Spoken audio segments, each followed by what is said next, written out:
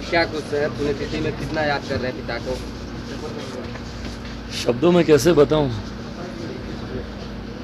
आज 2 साल हो गए हैं।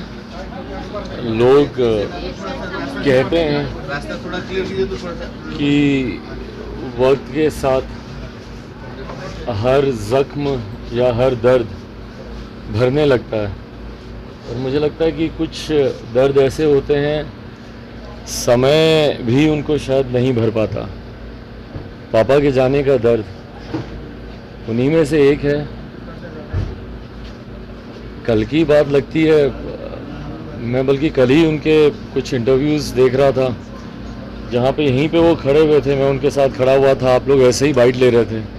आज भी कई बार अपने आप को इस बात को याद दिलाना कि वो नहीं है मुश्किल होता है, और यकीनन उनके जाने के बाद के 2 साल मेरे लिए, मेरे परिवार के लिए, मेरी पार्टी के लिए बहुत कठिन रहे हैं।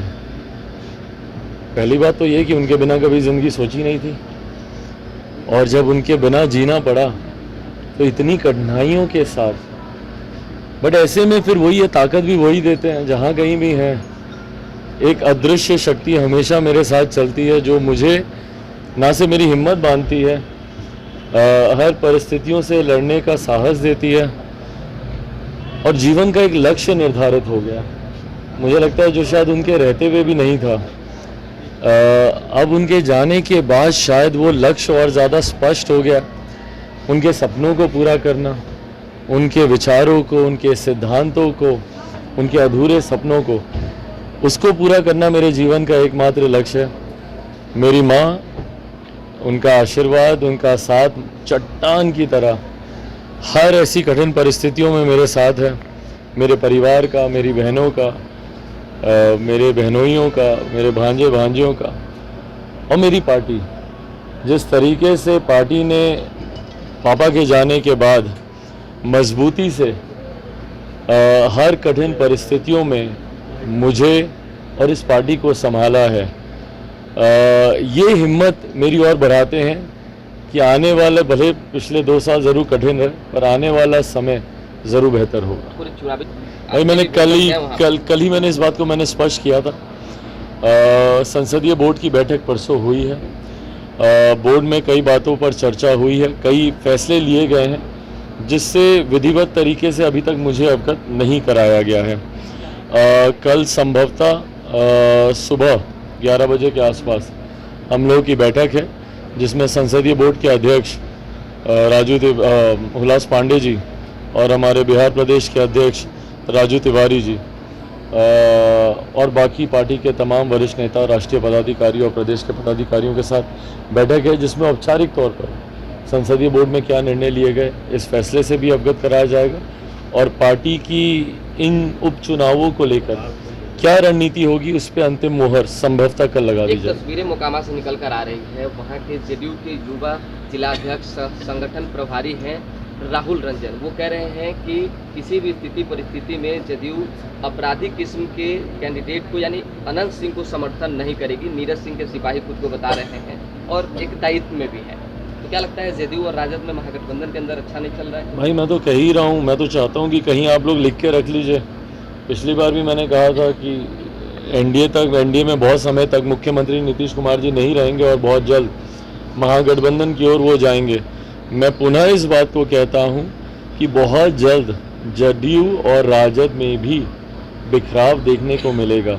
संभव नहीं है जब बहुत महत्वाकांक्षी दल या नेता एक साथ हों, उनकी महत्वाकांक्षाएं इतनी ज़्यादा हो जाती हैं कि एक साथ लंबे समय तक चलना उनके लिए संभव नहीं होता। और यहाँ पे तो भाई परिस्थितियाँ ही बहुत अलग है ना। आप देखिए 2019 का चुनाव या 2020 का चुनाव, इन दोनों दलों ने एक दूसरे के सामने ही लड़ा था ना। जो एक तरफ जीता उसने दूसरे दल के नेता को ही हराया है, भले वो लोकसभा की बात हो या वो विधानसभा की बात हो। तो ऐसे में जब एक सीट पे 2-2 नेता हों, 2-2 दावेदार हों, ऐसे में चुनाव आते आते तक, लोकसभा के हों या मध्यवर्ती चुनाव आते आते तक, वो दरारें स्पष्ट दिखने लग जाएंगी।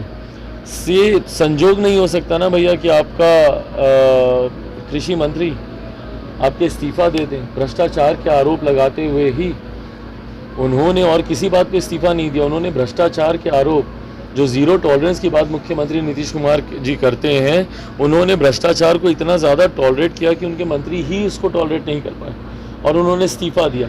तो ये तमाम घटना चक्र एक के बाद एक जो घट रहे हैं, ये इसी दिशा की ओर संकेत करते हैं कि बहुत जल्द राजद और जनता दल यूनाइटेड में टकराव एक होगा। अंतिम सवाल, तीनों जगहों पे पब्लिक ओपिनियन हमने किया है, आपके कार्यकर्ता कंफ्यूज हैं, कह रहे हैं कहाँ जाएं, चिराग पासवान का स्टैंड क्लियर नहीं हो पा रहा है। भाई अभी तो नामांकन शुरू ही हुआ है। किसको वोट दें वही सोच रहे हैं। भाई किसको वोट देना है, किसके साथ जाना है, किसका समर्थन करना है, जैसा मैंने कहा, इन तमाम बातों पर कल निर्णय मुझे लगता है संभवतः हो जाएगा। भाई हो तो खैर आज ही जाना चाहिए था, पर आप जानते हैं कि मेरे लिए प्राथमिकताएं समय के आधार पर होती हैं, और आज मेरे पिता की दूसरी पुण्यतिथि है। इससे बढ़कर मेरे लिए अभी कोई चुनाव नहीं है, कोई कुछ नहीं है।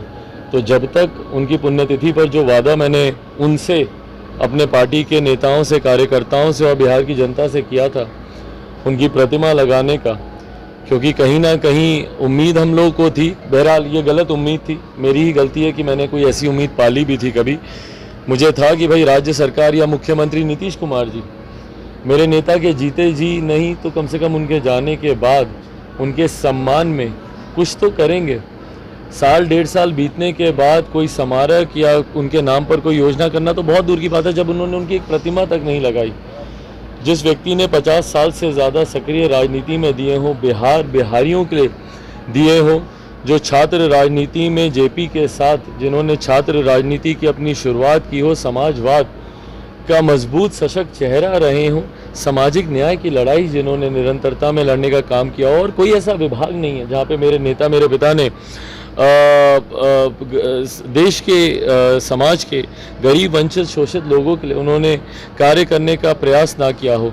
ऐसे में उनके जाने के बाद राज्य सरकार और मुख्यमंत्री नीतीश कुमार जी की उदासीनता उनके प्रति स्पष्ट दर्शाती है कि भाई उनके जाने के बाद भी मुख्यमंत्री जी उनका अपमान करना नहीं भूले।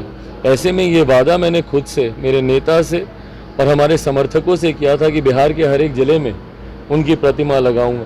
शुरुआत हम लोगों ने उनकी कर्मभूमि हाजीपुर से की थी, और ये वादा किया था मैंने कि उनके पैतृक गांव, हमारे पैतृक गांव शहर बन्नी में उनकी पुण्यतिथि के दिन उनकी आदमकद प्रतिमा वहां पर भी लगाई जाएगी। तो मेरे लिए प्राथमिकता आज की तारीख में चुनाव नहीं, वो थे। आज एक बार शाम तक उनकी प्रतिमा वहां पर लग जाए, उसका अनावरण हम लोग कर लें। अभी जाते वक्त हाजीपुर भी हम लोग होते हुए जाएंगे, जो प्रतिमा लगाई थी वहाँ पर भी हम लोग पुष्पांजलि अर्पित करते हुए जाएंगे। इसके बाद कल से पूरी तरीके से चिराग पासवान आपको चुनावी मोड में दिखेंगे और चुनावी हर रणनीति का खुलासा कल से किया जाएगा। बहुत धन्यवाद।